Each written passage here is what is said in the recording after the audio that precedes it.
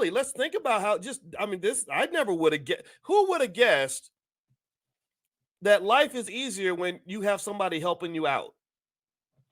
Who would have guessed that the sport of economics is easier when it's played with a team as opposed to playing by yourself?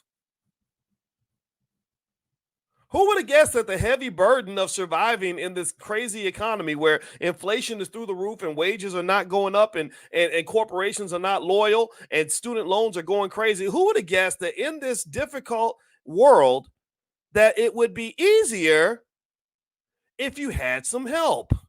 Oh my God. Wow. I'm so shocked by this that people who have help have less financial stress than people who don't. It didn't, I don't have to have a PhD to tell you this. I don't need to be a professor to break this down for you. I don't need to even have a bachelor's degree to explain to you that 2 plus 2 is 4 and that 2 plus 0 is 2. And then 2 minus 4 is negative 2. Some of y'all ain't even, not only are you not getting the plus 2, you're getting a negative 4. You're not only not aligning with somebody who can move you forward, you're aligning with people who can move you backward. I don't know what it is. Maybe she's cute, or maybe his sex is good, or maybe he's really romantic, or maybe she just makes you feel good. She smiles and you just melt with that smile, and you're willing to pay her bills for the rest of your life. I'm not judging that. I think that's fine. But I just want you to understand that 2 plus 2 is still always going to be 4. The math is always going to keep mathing, even when you fall in love. And so ultimately what they're saying here is that financial anxiety, which is a huge problem for a lot of people, when they do surveys, they find that millions of people are experiencing extreme amounts of financial anxiety. They said people who have a teammate have less financial anxiety than people who don't.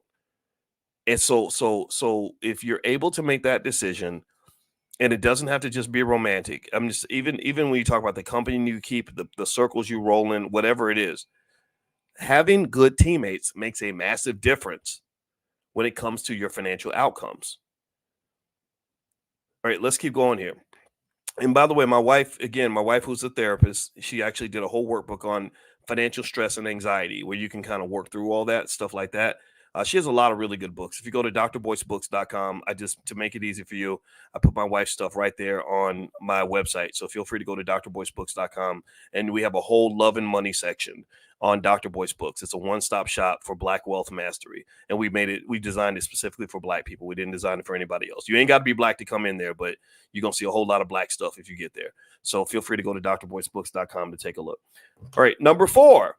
They said that alignment of financial goals. They said merging finances often encourages couples to discuss and align their financial goals. This alignment can reduce conflicts over money and ensure that both partners work toward the same objectives.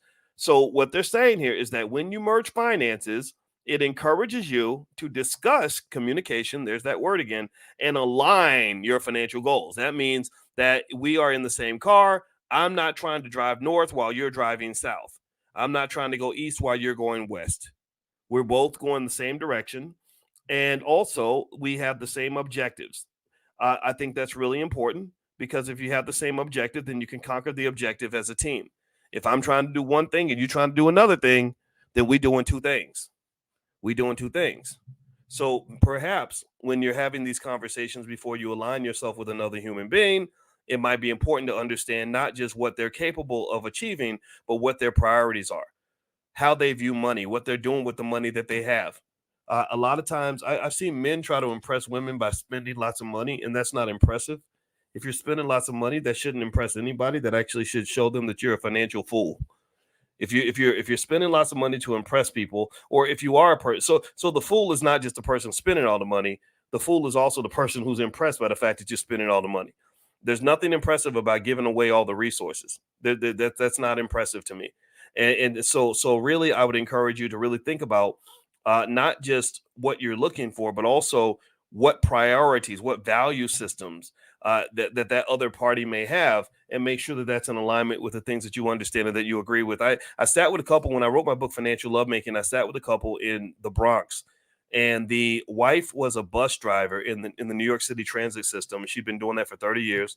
The husband also was a worker for the city, and he was actually in hip hop in the early days. He in the 1970s and 80s, he was friends with people like DJ Cool Herc, Grandmaster Flash, KRS-One. I mean, he was right there in the epicenter of the beginning of hip hop. Like if they when they did those hip hop history books, they would put his flyers in the books because he would have these parties, these rap parties and DJ parties that people would come to.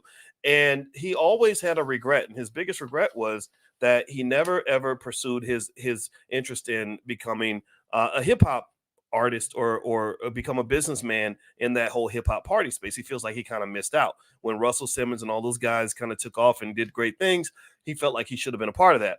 Well, anyway, he chose love over career, and he married his beautiful wife, and they had beautiful children. But he always had this regret that he never participated in the early stages of hip hop. So what he did, here's what happened. This was really crazy. So the couple had this credit card that was maxed out to like $10,000 or $12,000, and when the wife and the husband had worked together really hard to pay down this credit card. It took them a couple of years to pay it down to zero.